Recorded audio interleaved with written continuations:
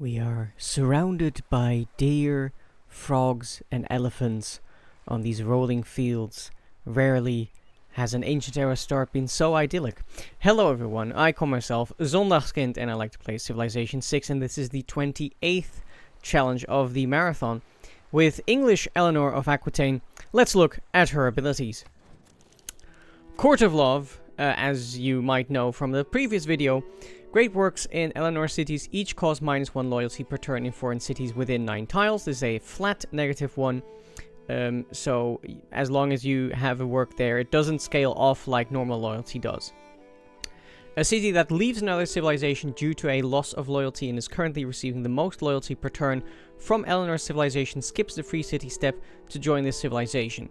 A very strong ability, and in fact, in culture games, which I'm going to do a culture game with this one, this tends to become so strong that you even gobble up a city-state, which is not necessarily what you want, but at some point you just can't stop it. It becomes too powerful. With England, you actually make a little bit more money, and that way you can, if you want, buy up great works. I tend not to do that, but definitely this ability is just pretty strong. Eleanor is the only leader you can do pacifist domination with, which is so much fun. At least a try. Workshop of the World is the English ability. Iron and coal mines accumulate 2 more resources per turn. Nice. Just getting to the ability to get swordsmen so much faster. Plus 100% production towards military engineers. That's okay. Usually I buy those, but I guess you'll try to produce them as England. Military engineers receive plus 2 charges. That's amazing, because they can make you 20% of an aqueduct or a dam or flood gates, flood barriers. And so English military engineers just give you 80%. That's really good.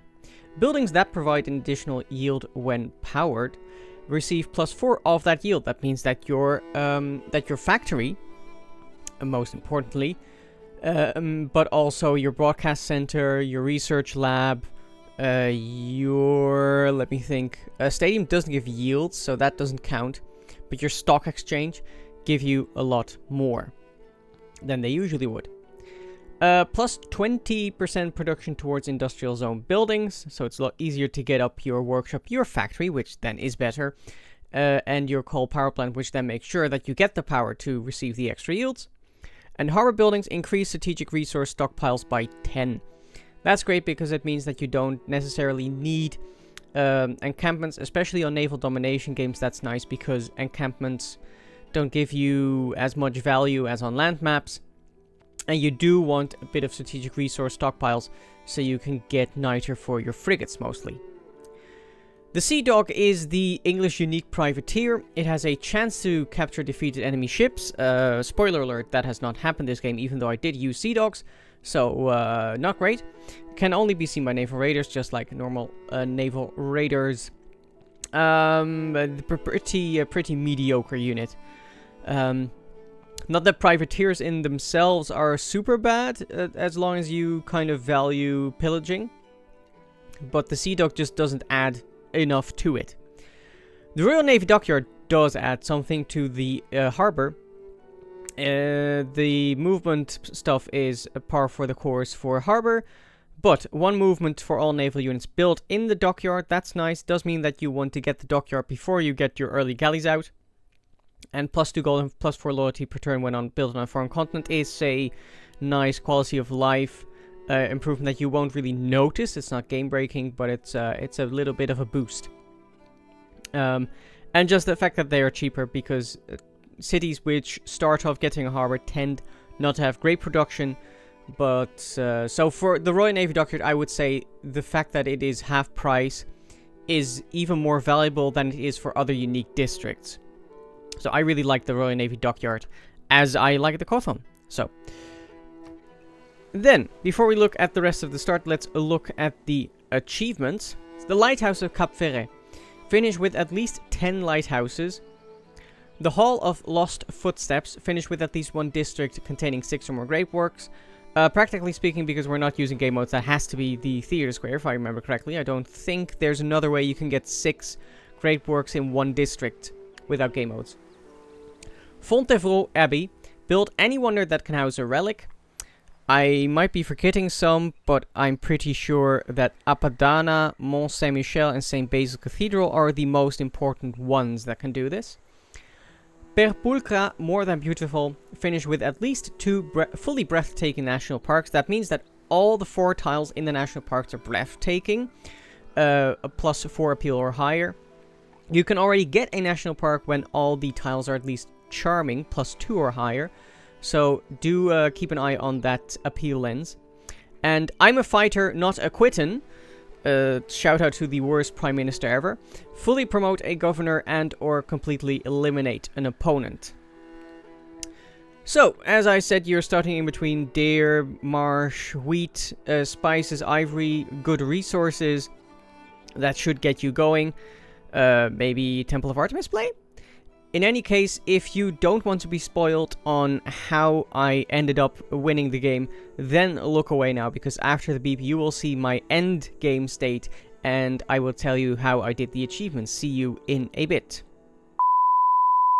So, here we are in the end game. It's turn 191. That means this win gets filed as a turn 189 victory. So that's a sub 200 without game modes. Always happy with that. Only blemishes are that I didn't manage to end up building the Cristo Redentor in Stoke-upon-Trent. And that just as I was finishing up, the industrial zone got pillaged. AI, why? But first off, what really helps is that you start really close to the Chocolate Hills, which apparently is a theme, because I also did a game with Chocolate Hills very close by as Elizabeth. Also a culture game. Other than that, I use the deer here to build Temple of Artemis. There are also 2 honey tiles next to it, and so that synergized nicely with a couple of resources that are here that give you amenities from Temple of Artemis to get your game going.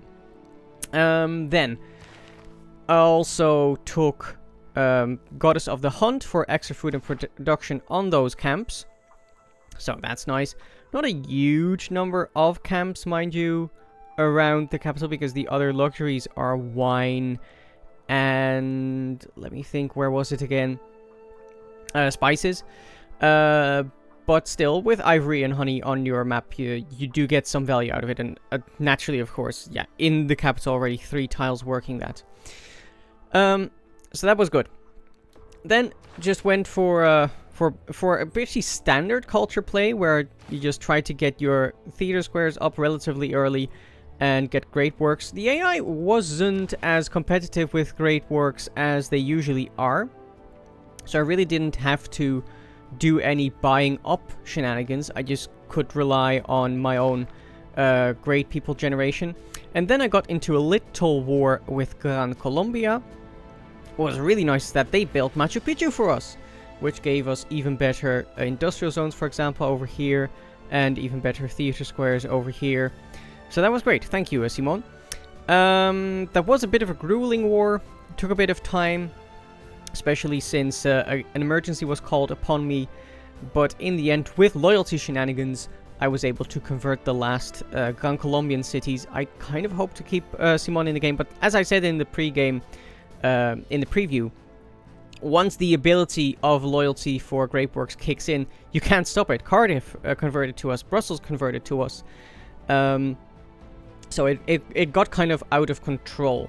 And then just set up a bunch of basically appeal cities, as I'll call them, where you mostly care about the parks and the seaside resorts. And in the heartland, focused on production, wonders, and theater squares. Oracle, of course, a very nice pickup, as well as the classic combo by now, Mausoleum and Kilwa Kisiwani.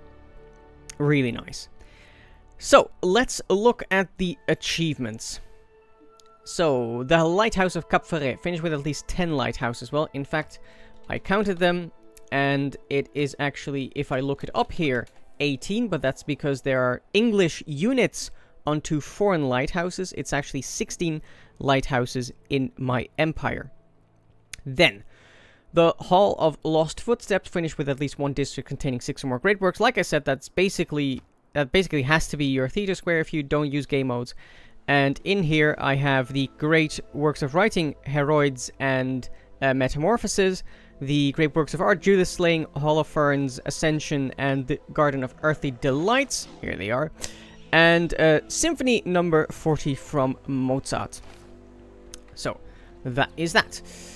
Fontevraud Abbey, build any wonder that can house a relic. That is Mont Saint-Michel in Liverpool. So, done that.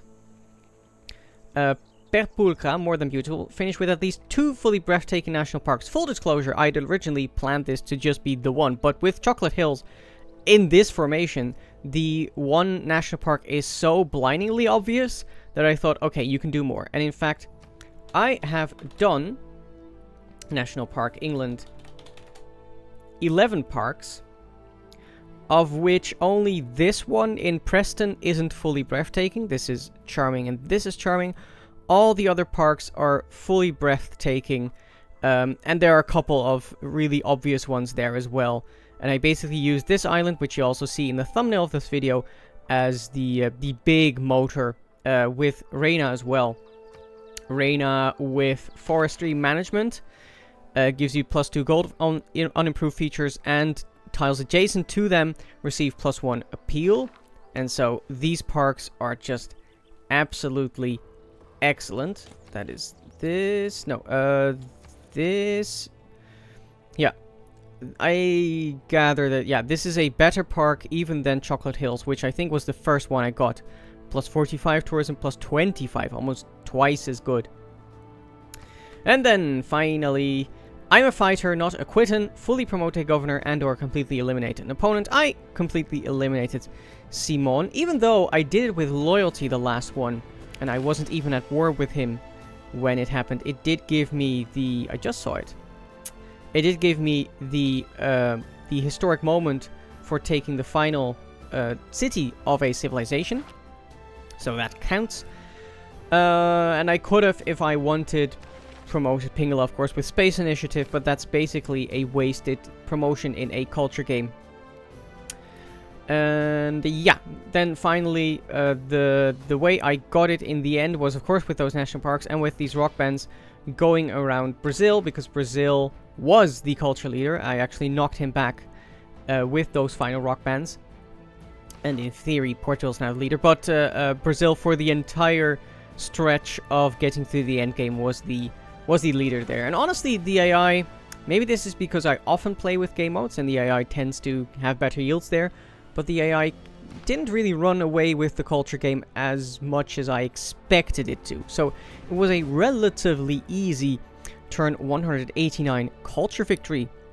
So YouTube, if you like that it was fairly easy, then do please leave a like. If you are sad that Cristo Redentor hasn't been built, then do please leave a comment. At least I did get Bolshoi this game in comparison to the French game. In any case, you can subscribe and ding the bell so you know when the next episode goes live. That is going to be a challenge explainer with Frederick of Germany, so look out for that. We will see you then. Bye bye.